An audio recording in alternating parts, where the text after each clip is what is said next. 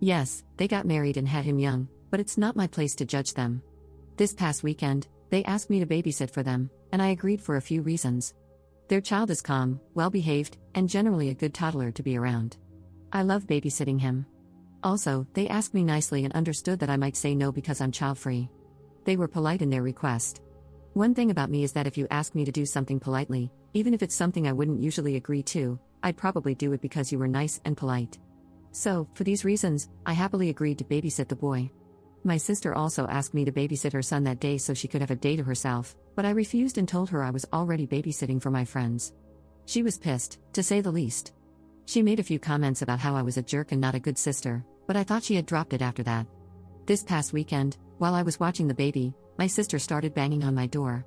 I looked through the window and saw that she had her kid in a care bag with her, and I knew she was trying to drop him off and make me babysit. She was banging on the door, yelling at me, calling me heartless and a baby hater, while I was holding a baby, ironically, and telling me that I'd better open up and do my sisterly duties. I put the baby in a different room to keep him from getting scared by the noise and told my sister through the window to leave or I would call the cops. She cursed for a solid 5 minutes before she finally left.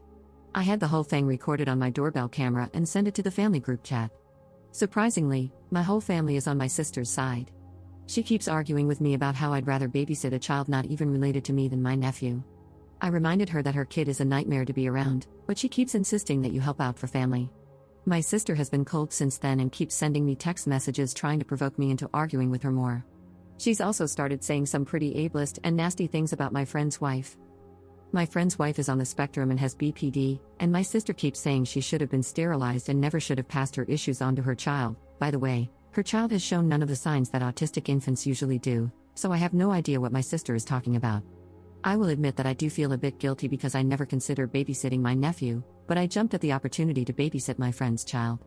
My sister, dad, 66M, mom, 64F, and brother, 33M, are all calling me a jerk and saying that I'm just using the child-free label to avoid family responsibility. I need advice on how to get my family to see my perspective on this. How can I explain to them that the issue is the idea of babysitting, but the behavior of the child? Commenter: why doesn't your brother or other family members babysit him? Ops response: in the words of my family, he already has his own family responsibilities, you have none. Yes, that's pretty much always their response when I ask why my brother can't babysit the kid. My brother also knows deep down that the kid is a nightmare, even though he tries to ignore it, just like my sister and parents do. His kids also don't like spending time with her son because he's had violent meltdowns and has hurt them before. The kids avoid him like the plague. I don't blame any of the kids in that situation. My sister's son clearly has behavioral and/or mental issues that cause him to react violently to overstimulation, which is not his fault. He needs help so he can develop ways to control his meltdowns and keep his emotions in check. My brother's kids, while mature for their age, are still children and don't fully understand why he acts the way he does, so they harbor resentment and dislike toward him. I feel bad for all the kids involved, nobody is winning. Update 3 days later. So, things have really hit the fan. My original post was about 3 days ago, and ever since that post, my sister's behavior has escalated. I tried to talk to her about getting help for my nephew, but she kept screaming at me every time I brought it up. She used a lot of derogatory terms towards people with mental illnesses and disabilities, terms I won't repeat here. That wasn't the only escalation. She started coming to my door several times a day, starting 2 days ago, the day after I made my original post. She banged on my door, screamed, cried, cursed, the works. She brought my nephew each time, and he always looked so confused and defeated. He was too tired to react or have a meltdown like he normally does around loud noises, and it broke my heart to see that on my doorbell camera. I wasn't at my house, I was staying with my friend and his wife. I took the advice of a commenter who suggested putting some physical distance between me and my sister. They said I was welcome to stay as long as I wanted, as long as I helped out with some house chores and childcare while I was there, which I thought was more than fair. So, I'm currently staying in their guest room. I'm still with them, even though my sister isn't much of a problem anymore. Many will be glad to know that my sister won't have parental rights over my nephew soon. She dropped him off at a safe haven site in the middle of the night, and I only found out via phone call at 2 in the morning. My nephew is currently with my parents. Social services placed him with them, and he's said to have mandatory therapy. In my state, not sure if it's different in others, if a child is abandoned in any way, safe haven or not, a physical and mental health examination is conducted. Other than being a little underweight, my nephew was physically healthy.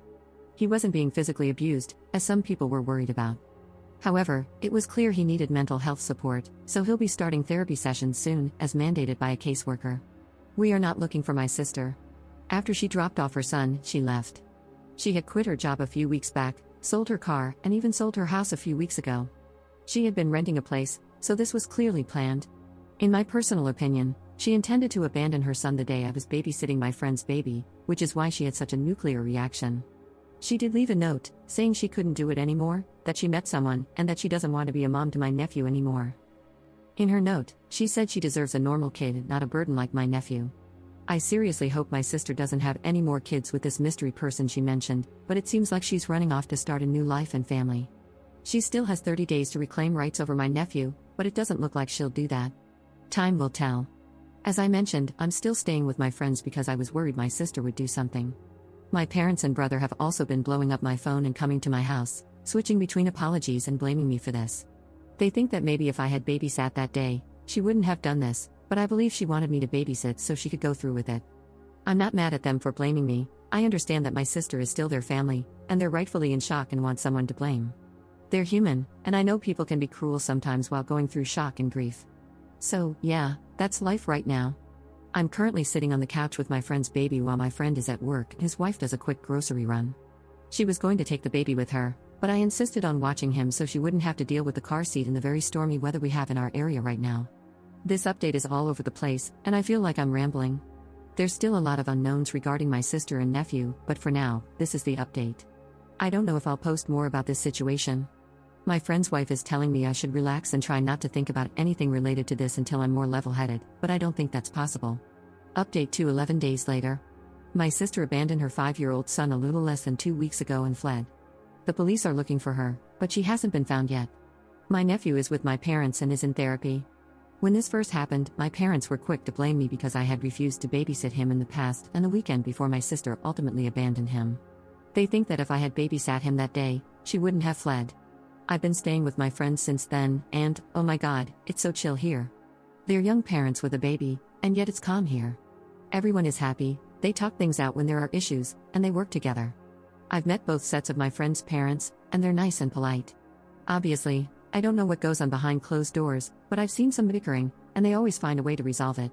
Growing up, my parents always argued a lot, my siblings were often loud and cruel to each other, and there always had to be someone to blame.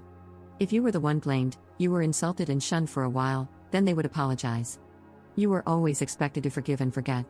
My parents are now trying to apologize to me about their blowout over my sister, and I can understand their initial feelings. I'm willing to forgive, but I know my family will also expect me to forget, and I can't forget. I don't think I can forget this whole situation. So, I'm wondering if I would be wrong if I chose to forgive them but refuse to forget this whole thing? Commenter. Your parents are looking for a free babysitter.